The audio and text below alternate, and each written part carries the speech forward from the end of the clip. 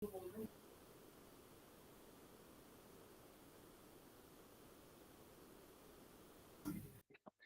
everyone. I think everyone has joined. Those who are still joining, you can join the seminar in some time. We are currently going to start off with and welcome. It's a pleasure to have you all on board. I hope I'm audible. I'm Anshu. I'm the senior manager here, and I just wanted to say that it's a pleasure to have all the team on board and everyone who has joined. Thank you for being here. Today, we are going to be hosting our first seminar at RKE ADR Foundation, and our goal has been to educate the legal community. And so, we will be doing this through a number of seminars that we are going to be hosting in under this series. To start off with, today I'm just going to take you through a bit about who we are at RKEDR Foundation and then delve into the topic and our esteemed speaker as well. RKEDR Foundation is a cost-effective online dispute resolution organization. We aim to provide ODR through arbitration, mediation, and conciliation. The goal has always been to make justice accessible 24/7 for all, anytime and anywhere. And at the same time, we aim to empower legal professionals with education, skill development, and training opportunities. Therefore, these seminar series. Today, we have Dr. Sandeep Bhandari on board. He's the Vice President and Business Head at KYW Tech Private Limited. He's an award winning IT leader. He has been at the forefront of digital transformation, IT governance, and cybersecurity. With a proven track record in aligning technology with business growth, we are looking forward to gaining valuable insights from you, sir. So, we'll be talking about awareness on information and cybersecurity. Please take the stage, sir. Thank you so much, Anshu. Thank you so much for this, good introduction. So once again, good afternoon to all of you. I understand it's a post-lunch session, second half. That is also Friday. So, but we'll try to make it more interesting since we have picked up the topic, which is very prominent and very interesting. Let me first share my presentation so that at least, we can have some ground to talk on that. I'm sharing my presentation. Just give me a moment.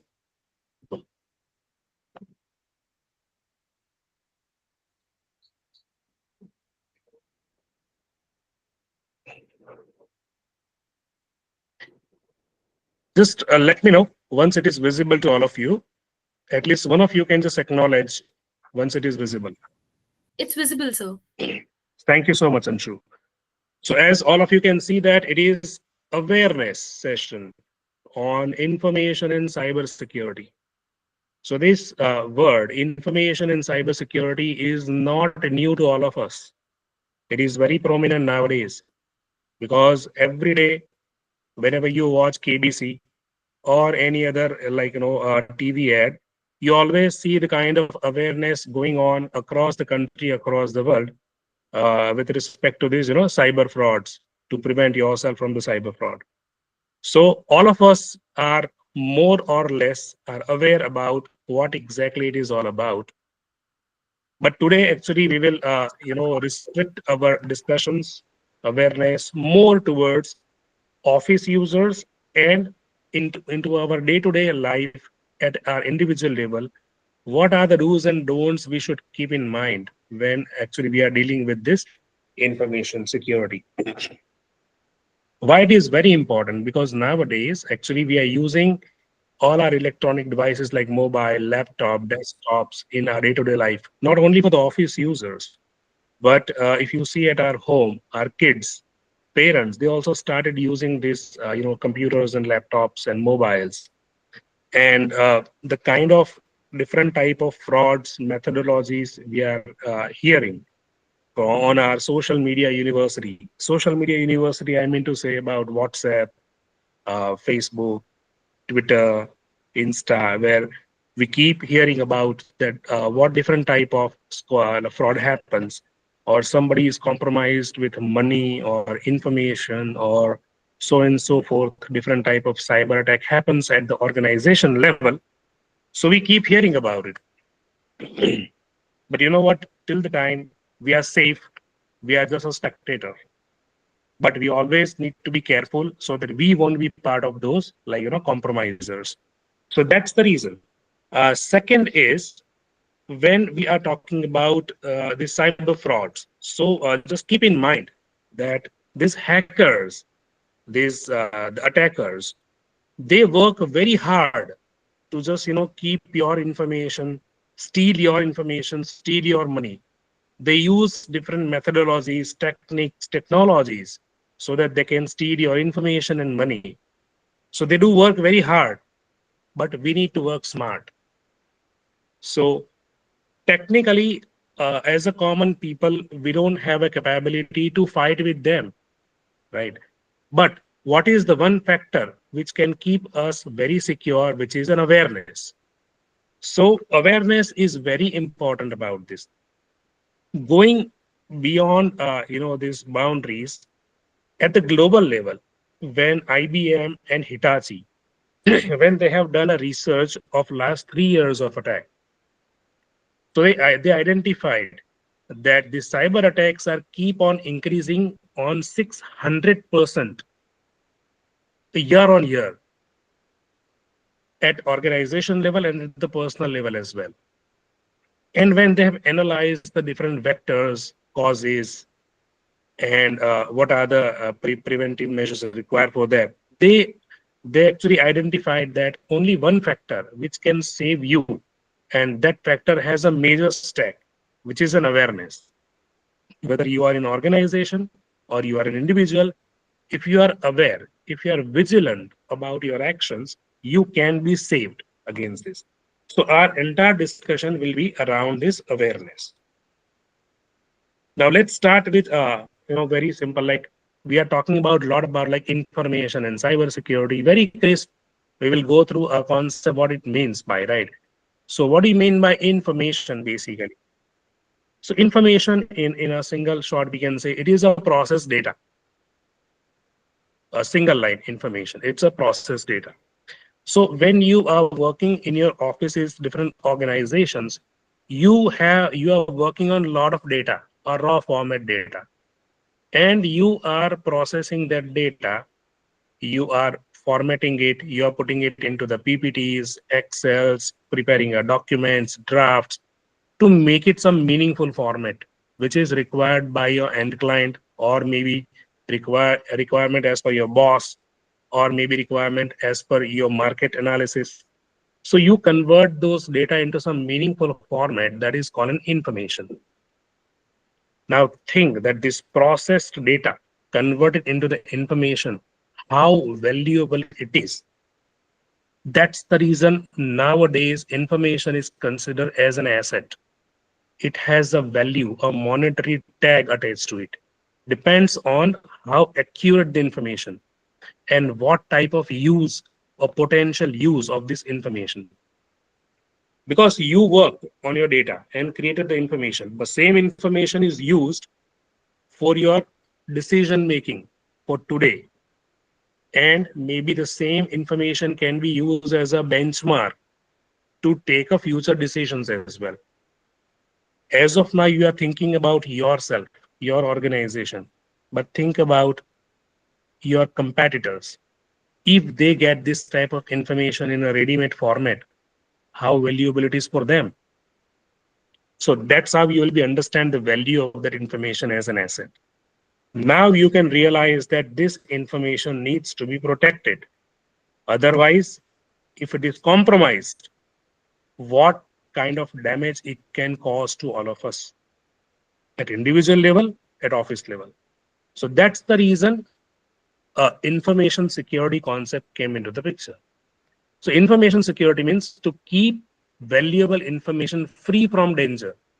Danger means it should be protected in your organization without any compromise. And why it is important? Now think why it is important. So you have to think reverse way. If it is not important, then what type of harm it can be done to you and your organization.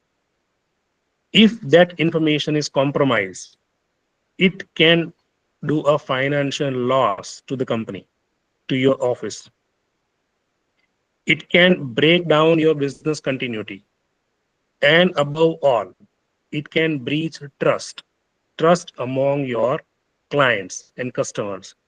Because when you are working with your clients and customers, you are taking a lot of data, you are preserving those data, making it as an information, processing those information. So there is a trust relationship between you and your client.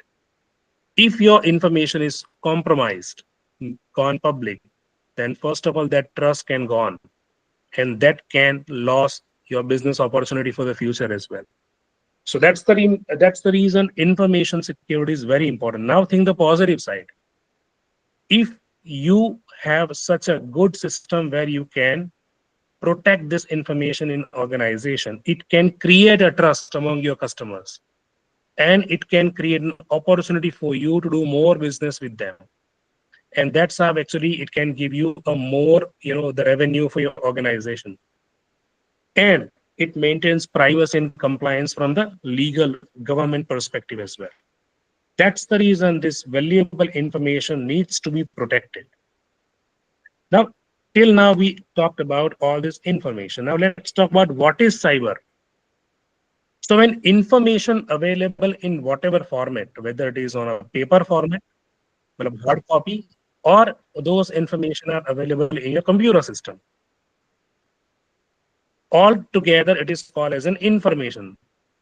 But when all this information is available in a digital format, where you store all those information in your laptop, in your mobile, in your cloud, in a digital format, then it becomes a cyber, because it is connected to the internet world now.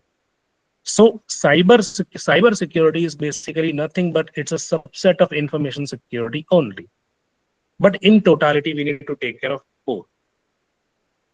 Now you can see this picture on the the right hand side. These are the equipments which you use in your office and day-to-day life, where you keep all your information, whether it is an office information or your personal information, or to be more specific, your banking information as well, in your mobile phone, in your laptops, and nowadays very prominent cloud concept. So when you use Google Drive or any other drives, all are the cloud concepts.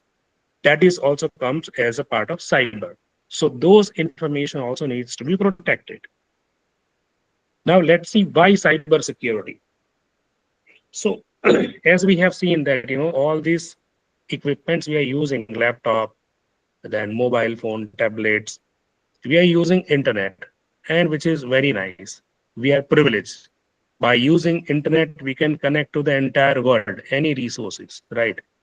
But on the same side, those attackers are also using the same internet to try to reach out to you. So that's the reason you have to be very careful. It's the same channel. So globally, as per ISO 27001, they have identified that what are the top vectors for the vulnerabilities when it comes to the cyber frauds.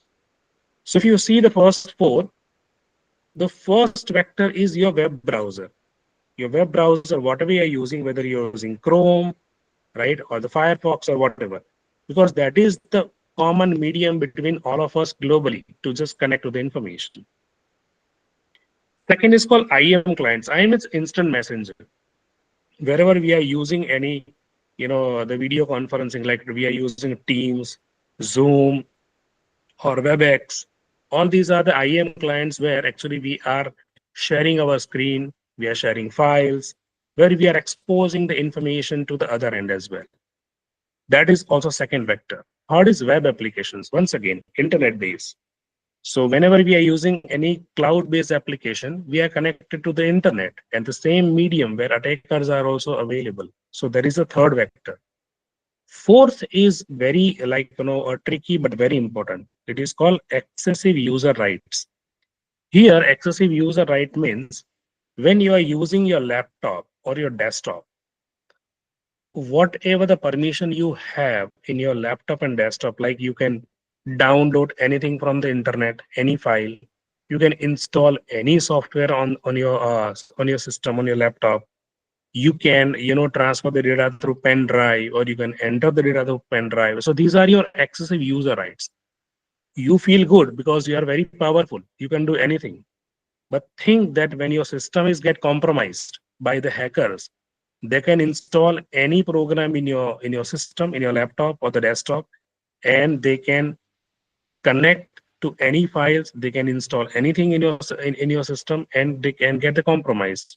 So this excessive user rights, on one side it is a privilege, on other side it can become a very dangerous for you as well.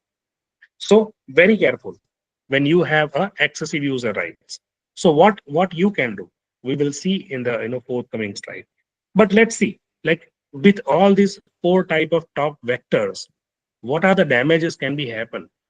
So if, because people don't have any awareness, or they have very poor security knowledge, first of all their identity theft happens. Monetary theft, all of us are aware, people lost a lot of money nowadays from their banks, from their different like wallets and all. Legal ramification, because when you're working for an office and any organization, if any attack happens, scammer does everything, but on upfront it looks like it is done by you or your organization. So on a front end side, it can be a legal ramification for yourself or for organization as well. That's the reason the cyber security is very important. This awareness is very important at the individual level, so that you cannot be a vector, a damager for your organization. So let's see what are the global compliances available globally, which suggest that what you should do to just maintain to this information and cyber security, you can be just prevented. So we have a lot of, like, globally we have a lot of industries like manufacturing and healthcare and automobile and all. But one common, like, the compliance, which is called ISO 27001 2022, which is considered as a information security management system, which is applicable to across the industry, whatever the subject line. Apart from that, various, the subject matter industry have also their own information security compliance derived from this parent ISO 27001 only, but they have designed as per their respective industry. Like, for example, any fintech companies or any payment card industry, they have a PCI DSS compliance. For all the insurance, health insurance sectors, that is a HIPAA compliance. Or the automobile sector, they have to go through this TISAX. So, and like, these are the few examples. So let's see this ISO 27001, what it says, that if you want to keep the information and cyber security intact at your individual and organization, what you should do. They suggest these three key letters called CIA. We call it globally is called a CIA triad. What do you mean by CIA? It stands for confidentiality, integrity, and availability. So ISO says that if you just maintain this CIA at individual level or at your organization, you can be protected for any kind of attacks.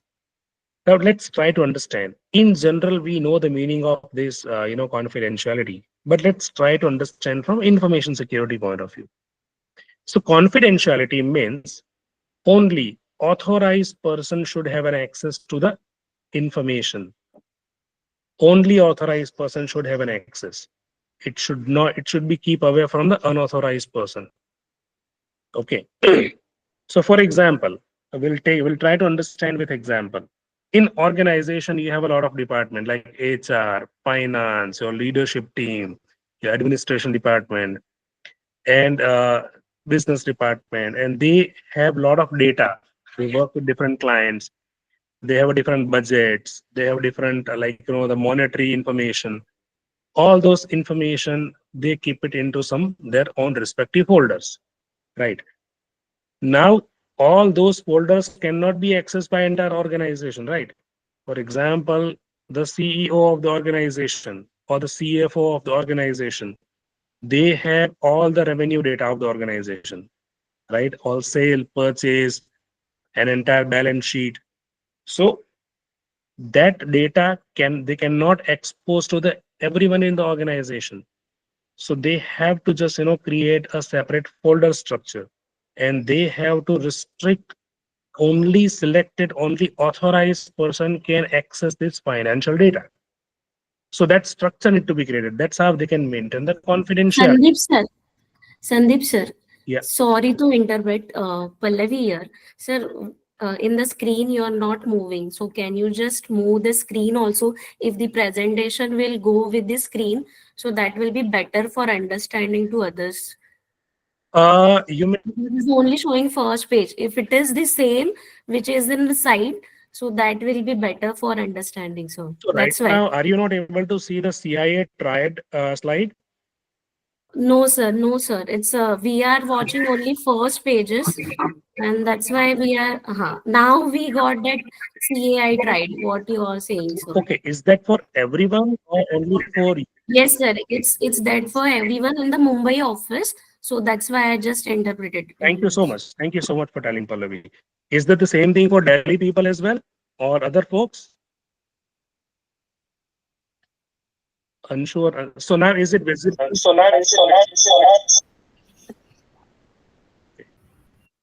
Right. So is that now visible, Pallavi, to you, the CIA Yes, triad yes, page? sir. Now this is visible. CAI tried. This is visible to me. So Oh, yeah. me Thank you. as well as in the office, everyone. So All right. That's perfect. Thank you so much for just telling this. thank you, sir. Yeah. So I was talking about this confidentiality part. We were talking about one example, kind like the confidential data. Only the authorized people should have an access to that confidential data and not to the all other folks, right?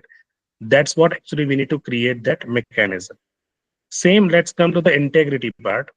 Integrity says that the information is protected from unauthorized changes to ensure that it is reliable and correct. So whatever the data and information you are processing in an organization, whenever it comes to alter or delete the data, it should be by the authorized people only and through authorized method only. Okay, that's called the integrity, so that there won't be any manipulation of the data happens. It can be done by only authorized people. That's how actually we can maintain the integrity. When it comes to the availability part, so so you have defined that you have those sensitive data folders, right? When the authorized person is trying to access that data, whatever the computer systems available in between, yeah, connectivity, network, system, it should be available. The entire channel should be available so that the authorized person can easily access the data. So availability is the thing. Looks a very tried is very simple framework, but when it comes to the organization, there are a lot of controls that actually are applicable to implement as per the ISO standard. We are not going to that much deep because it's a very general information for all of us. But this is just you should know, keep in mind. Now let's try to understand that when it comes to the controls, this is the control metrics generally used. Uh, if you, I'll just take you through these metrics with different examples so that actually you can relate with your day-to-day work, right? And in case you have any doubt, you can feel free to let me know. Okay. This control matrix is divided into the administrative control, physical control, and technical control. And on the top side, it is preventive, detective, and corrective. Okay. Let's try very briefly in very generic way. First of all, we will take administrative control in a preventive side. So it says that first of all, you should have policies available. Like you should create your organization policies, IT policy, HR policy, finance policy. You should classify the data. So whatever the data and information you have in your organization, you should classify that. That what data are, you know, uh, the sensitive data, critical Sir, data. sorry to interrupt you. The slides are again not moving. Yeah, now they're visible. Okay. Thank you. Is it visible now, Pallavi? Yes, sir. Okay, fine. So first of all, you should classify the data in terms of sensitive, public, private, what all data you should have then create that for the sensitive people, for some data which is should be published to all, that you can put it on your website. Some data that you should use internal only with your department, or only within your organization. Classify the data. Then we need to create the access control matrix, like who should have an access to what, and only apply that matrix to that particular data set. That's how you can create that confidentiality factor, so that only CFO and top management can have access to the revenue data, or specific project people have access to the project data. Some of the project where only Delhi team is working, only they can have access to that data, not that any other or the public people can access to that folder and actually manipulate the data. So that's the reason who should have an access to what, that metrics need to be created in format, in document wise. Then it needs to be provided how they can access the data, like within the office, over the internet, over the VPN, like that. Now, once you create all these things, then there should be a detective mechanism. Means periodically there should be a review of those access rights. And why? Because in offices, people comes and people goes. Like people join, new people join, and some people resigns. So the leavers, basically the ex-employees. So when they leave, sometime we forget to remove their permissions on those critical folders. So when you do periodical, audits, periodical review of those access rights, at least you should remove that, so that the people who should not have access, they cannot access to those critical data. So as a part of detective mechanism, you should create those, periodically review those access rights of everyone.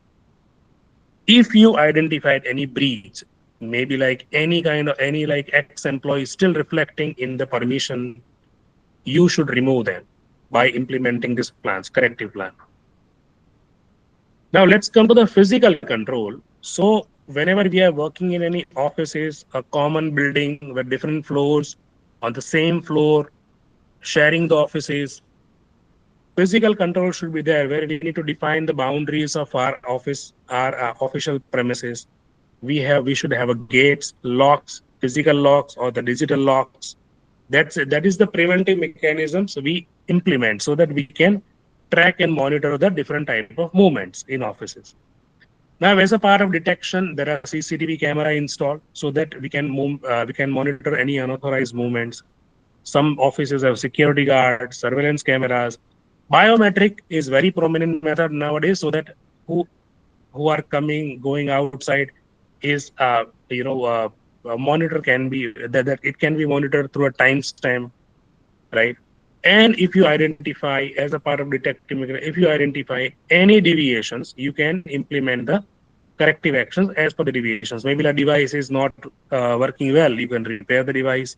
Or maybe somebody, registration is not done, removed, past registration is still there, you can repair in a corrective part. When it comes to the technical part, technical control, when now we enter inside the office, where we are using all our IT equipments, like laptops, desktops, servers, different type of network devices. To protect those devices, very prominent is we should have an antivirus installed on our laptops and the desktops, because it can prevent different type of attacks. At the network level, firewall should be there, intrusion prevention system should be there. MFA stands for multi-factor authentication. Like it is not only a single password, but the multiple password. Like nowadays, you are seeing that when you log into Google, your Gmail account, first you punch in password, and then after it is sending some notification to your mobile, asking it is, oh yes, it's me. So till the time you press it's me, or you type some number, it will not allow you to log in. That is called multi-factor authentication. So that type of security measures can be applied. Detective mechanisms, this intrusion detection system can be done at the firewall level, which can detect the attacks and compromise and neutralize there. Corrective actions here is very important. And very common word I would like to just tell you is called a rebooting system. System reboot is very important. I mean to say restart. Rebooting is restart the system. It is observed that many people are not restarting their computer for weeks or months as well. Right. But what happened? See, you know that all of us are primarily using a Windows operating system, right? And Microsoft is releasing security patches on every month. And that's the reason on every month you must be watching that there is a pop-up coming, security updates available, please restart your system, right? And you are doing that. But if you don't do that, then those security patches will not update your computer. And whenever there is any virus attack happens, it can compromise your system. So that's the reason very important to restart your computer on daily basis. So that your system can remain up to date. In case of any virus is identified, it can be quarantined by this antivirus and the firewall detection system of that. So these are the very few things I have mentioned over here, but there are a lot of other things that you can experience on in your day-to-day practices, right? So till now we spoke about what is information, why information security, then what is information in cyber security, and what is why cyber security. Then we talk about what is globally compliance is available, what global organizations say about the best practices needs to be followed for the security controls. Then we talked about the CIA triad, and then we have seen these are the control metrics we should implement. But now we are coming that what all information we are talking about when we are talking about sensitive information, critical information. Generally, what are those information? So, few examples I have given over here. What do you consider as a very sensitive information? Though everyone knows, but just everyone should be on the same page, or in case of any doubt, we can clarify it over here. Here, few examples are given, and you can carry as per your day-to-day work. First is passwords and pins, right? So, password and pins are the most important factor that we need to keep it secret. But frankly speaking, this is the most negligible part we are doing globally. Not only we, but globally. People are not taking password and pins seriously. But if I will ask any one of you that who would like to share your bank account password and pins with me, is there anyone ready? Your bank account password and pin, would you like to share with me or anyone?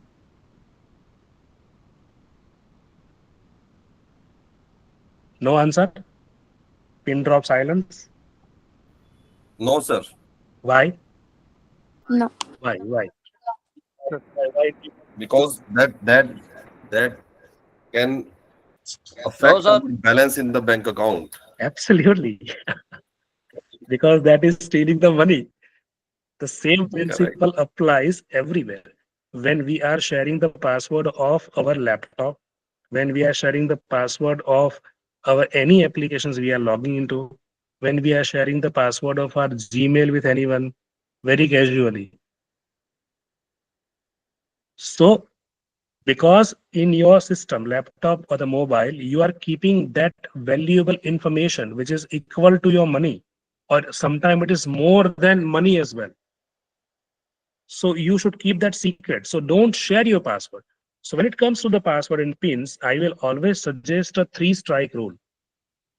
That is globally. That is what my standard three strike. First of all, point number one, always keep a strong password. Strong, I mean to say, not means muscular, but strong in terms of complexity. So people have a very common habit to keep a password like their own name or the month name or their kid's name or their parents' name or their village name. Very easy to crack. Okay. So what to do? Instead of password, you should choose passphrase. Passphrase means choose your favorite sentence or any of your favorite song or any of your favorite punchline, which should have at least 10 to 15 characters. Then convert those characters into some special characters. Like instead of small a, you can use at the rate sign. Instead of I, you can use numeric one. Instead of 3, you can use E. Convert as per your conveniency and make it complex. But you should be able to remember that. Okay, so don't keep a very common. Keep a passphrase. That is number one. So keep a strong password. Point number 2, change your password periodically. So don't keep the password forever. Always change your password periodically. So a global standard says that you should change your password after every 45 days. Means after 1.5 months. Okay, because if any hacker can run a script with a common password, it can be easily cracked down. But after that, and that as per that hash, it is a 56 days, right? So you should do before that.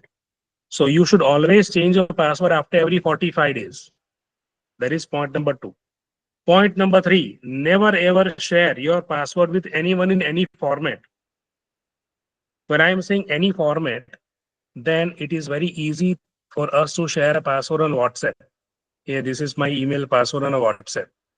But WhatsApp chat can also be like compromise. Sometimes we write on a paper and we give it to our colleague, here, this is my password. And what if that colleague has not maintained or that paper is misplaced? Then think about your bank account scenario, right? So always keep a 3-strike rule. Keep a strong password, change your password periodically. Standard is after every 45 days. Number 3, never ever share your password with anyone in any format. That's how you can maintain that. Second, banking information. You can easily correlate with my latest example. You would definitely not like to share your banking passwords and pins with anyone. Insurance data. We think why insurance data, right? Because insurance data has all your personal information, your name, your address, your health information, your bank account information. If somebody will get it, it can crack down your entire portfolio, your profile. So you have to be very careful while just using the insurance data. PIA, very famous. Like majority of you are a legal professionals, so you understand the PIA. Driving license and government ID proofs, like Aadhars and passports and all. And you can just keep adding based on your on your work experience. So these are the sensitive information. Don't share this information publicly or on a paper. Try to use it very judiciously, very carefully. Okay, these are the sensitive information. Now let's try to understand, whenever any attackers, hackers, they try to steal information, they definitely would try to steal any one of them only, because it is sufficient for them to just break your bank account and your systems and everything, right, to steal the money. What different method they are using it to bring this type of information or to fool you? These are the few prominent methods they are using it: phishing, spoofing, ransomware, social engineering attacks, spam call or the SMS. I'll just give you a very brief. What is this phishing and spoofing? With example, try to just look at this page. Sorry if Pallavi, is this page visible to you, or you want me to once again? No, we are not able to see, sir. But I don't like to again and again interpret. No, that is absolutely fine. You can, because ultimately this session is for all of you people. So Examples. Now this is visible to me, sir. right, Page number 11. absolutely. So I was talking about, first of all, these are the sensitive information, right? Where I spoke about the different examples, and then these are the different, the attacks, right? That is happening. These are the prominent, which we know. I don't want to go to the more technicality in terms of the cyber attacks, where we deal with the cyber forensics, but these are the prominent. Now let's try to understand the example by phishing and spoofing. I'm just this is very important for each one of you to understand. This phishing and spoofing is mostly done by email. because email is the one medium through which everyone is connected. The email is on your laptop or your mobile phone, right? Now understand, when you read any email, you should be very careful with few pointers. I have already highlighted with some like red highlighter, but I'll explain what is that. First of all, always pay attention on the email address. Here it is, right from. Every email has a two component. One is called display name and second called email address. Display name means what is appear when the email hit to your inbox. It is appear with a name called display name. Email address means @so-and-so.com, right? So always pay attention to these two factors. By watching these two, you will be able to identify whether it is from the legit source or not. The moment you identify it is not from the legit source, you should be alert. It can be a phishing or the spoofing email. That is a sign number one. Sign number two, any kind of phishing and spoof email will always have a hyperlink. And in the message, it must ask you to click on the hyperlink. Never ever click on the hyperlink immediately, first of all. Just get your cursor, mouse cursor on the hyperlink. Don't click, just put it the cursor on that, and it will populate the entire URL of the website, which you can see it here in this example. By watching that URL, you will be able to understand whether it is a legit URL or not. Because if you see in this example, this URL is HTTP, which is unsecured. All URLs should be HTTPS, which is secured with a SSL certificate. Because unsecured URL, it can take control of your system.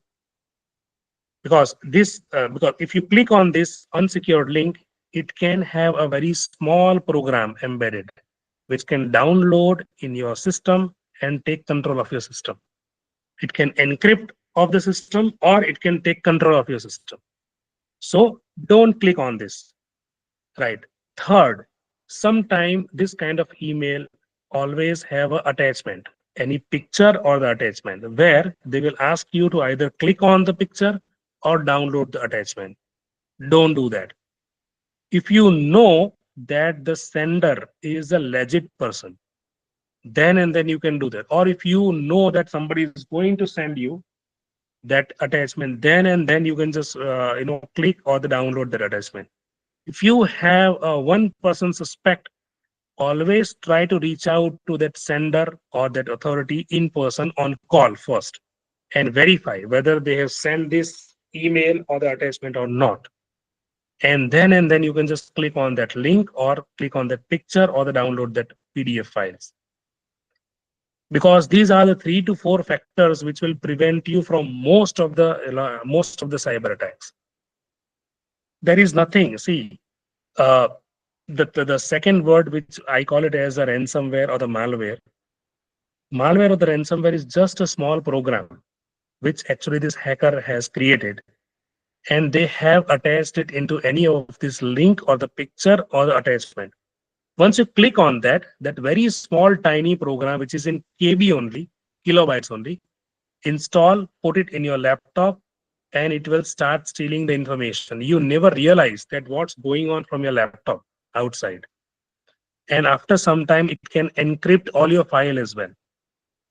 You never realize that. And then after you will get that pop-up that your files are encrypted and you have to pay ransomware, right? In terms of like the bitcoins and so on and so forth, which is very famous example. You must have heard about it, right? Globally. So if you want to just prevent from this, just keep these 3 to 4 pointers in your mind when you watch on email. Now, second prominent method is called WhatsApp. Nowadays, very famous. You are getting a lot of spam WhatsApp links and all. And third is SMS. Very danger part, SMS is. Because we don't pay attention nowadays much to the SMS. And that's the psychology they are using us with us. Because we are busy in sometime driving or in the meeting or some like pressurized situation. We are getting an SMS and there is some tiny link available in that SMS.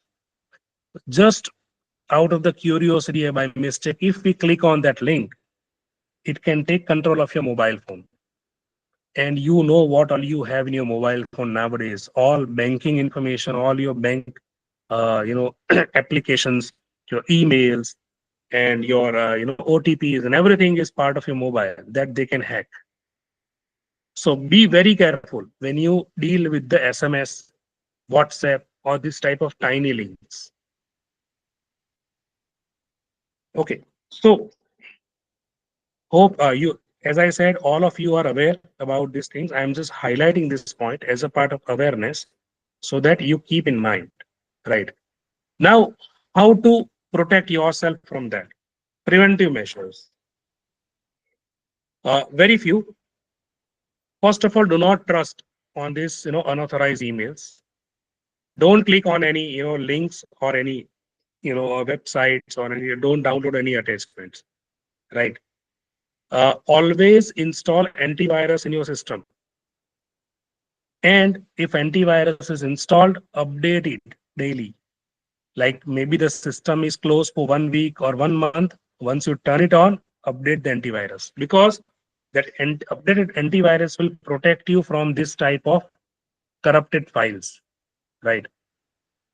Very important, when we are using in browsing different websites, don't click on different links all of a sudden, because nowadays when you open any website, there are like hundreds of pop-ups coming right up front, like some plugins and pop-ups and all of a sudden.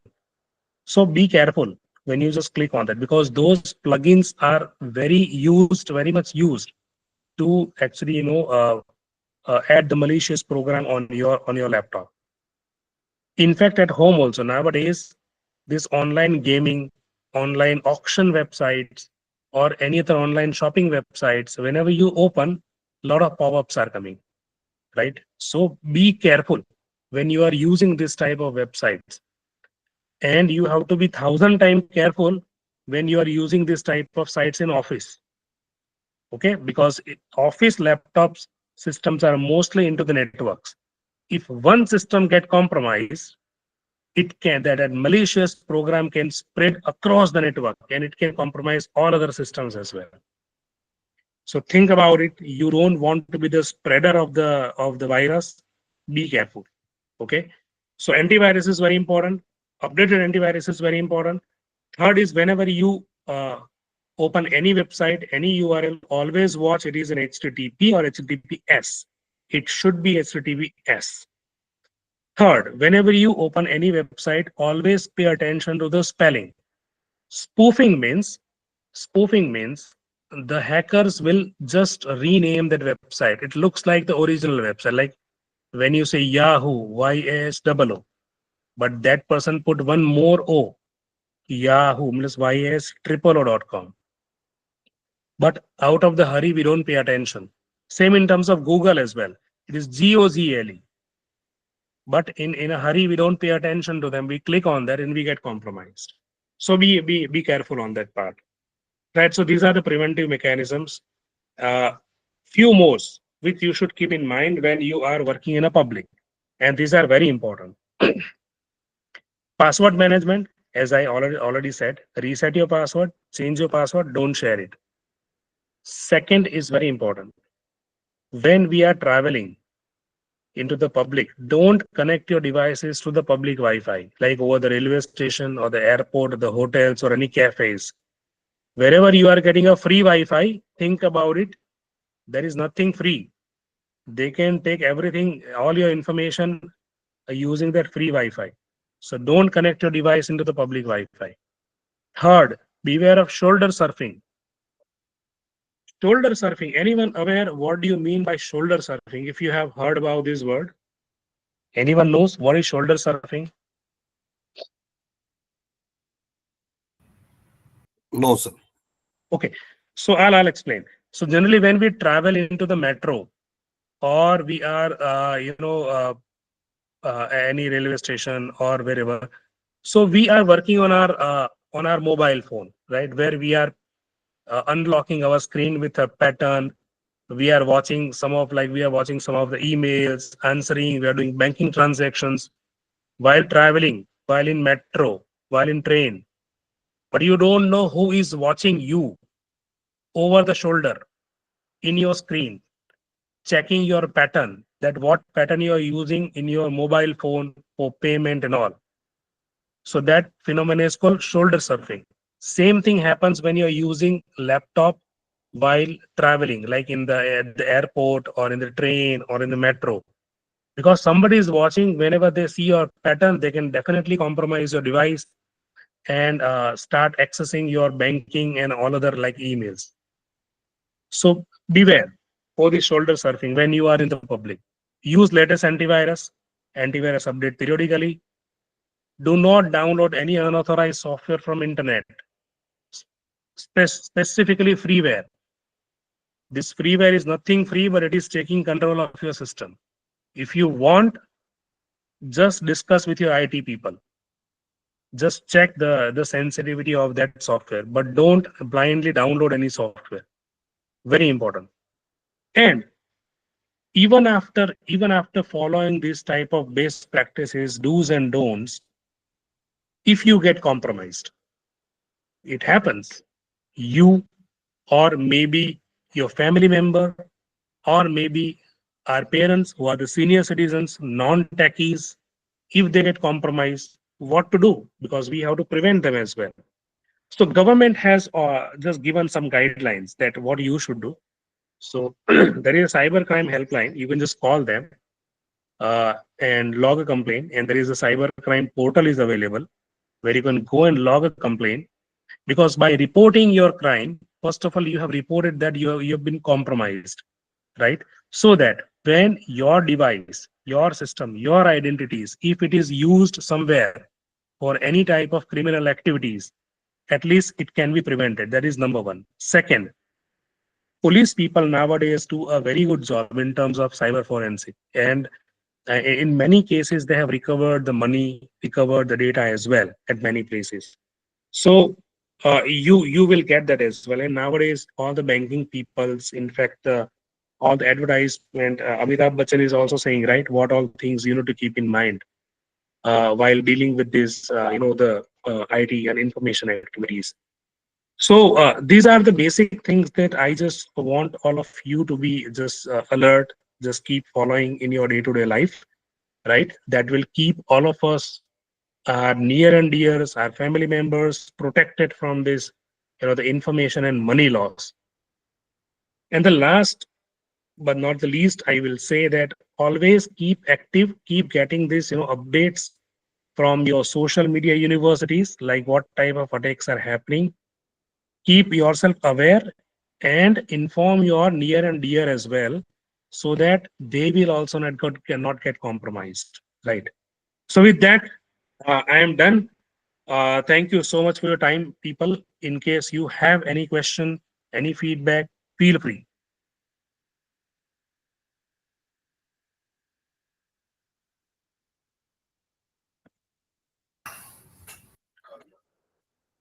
Uh, Sir, this is Rajesh Yeah. Javda. I just want to know what laws are there to protect our rights in the Indian system. Okay. So laws are there. So you mean to say what, to protect our rights means first of all that fundamental rights is there as a part of the constitution, which is generic, all of us. No, sir. Are you Like our data has been stolen by some hacker, or our details has been stolen, our money has been. So, what are the protections provided to us in the law? okay? So first of all, you should report that. That is number one to this, the provided government authorities. That is number one. Second, nowadays, this banking people have just come up with a few guidelines where they're claiming that if you report this money frauds within, I think, 72 hours, they will ensure you that money back. That is also in some cases. And on third, the government is coming up with, they come up with DPDP Act, if you are aware about this, Digital Personal Data Protection Act, where they are actually providing a few provisions and guidelines where citizens or the organizations can be given their data or the money protections from the but it is still like not in a very good concrete format. But yes, few cases are there where the compromised people got their money back. Few organizations got their reward, like their ransoms back into that. But from that perspective, like Indian IT Act is providing some of the provisions, the SPDI guidelines are providing some of the provisions. Sir, do you think that some changes are required in the current legal position to protect our rights, which are not being taken care by the legal enforcement agencies? So, what are those things we need to change?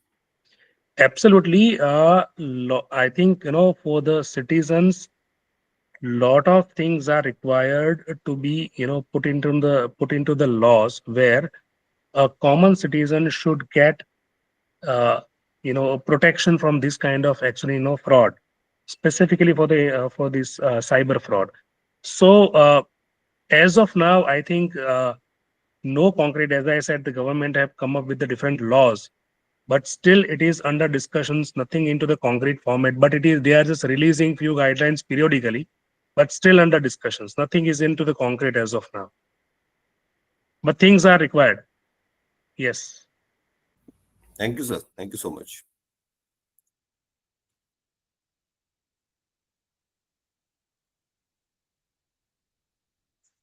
By the way, this DPDP Act is providing protection to the organization till 250 CR or whatever the higher value. This is one of the provisions they have created in the law.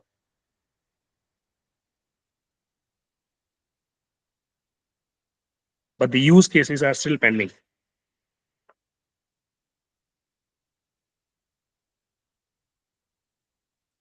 Yeah, anyone else?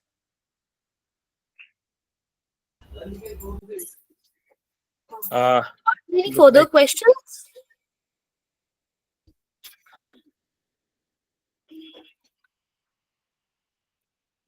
So I think the questions are done for the day, and we can conclude the session. Thank you everyone for joining. Have a good day. Thanks again, and we'll see you all soon. thank you so much to all of you. Thank you, sir. Thank you so much for the insightful knowledge to all of us. Thank you so much. Thank you. Thank you.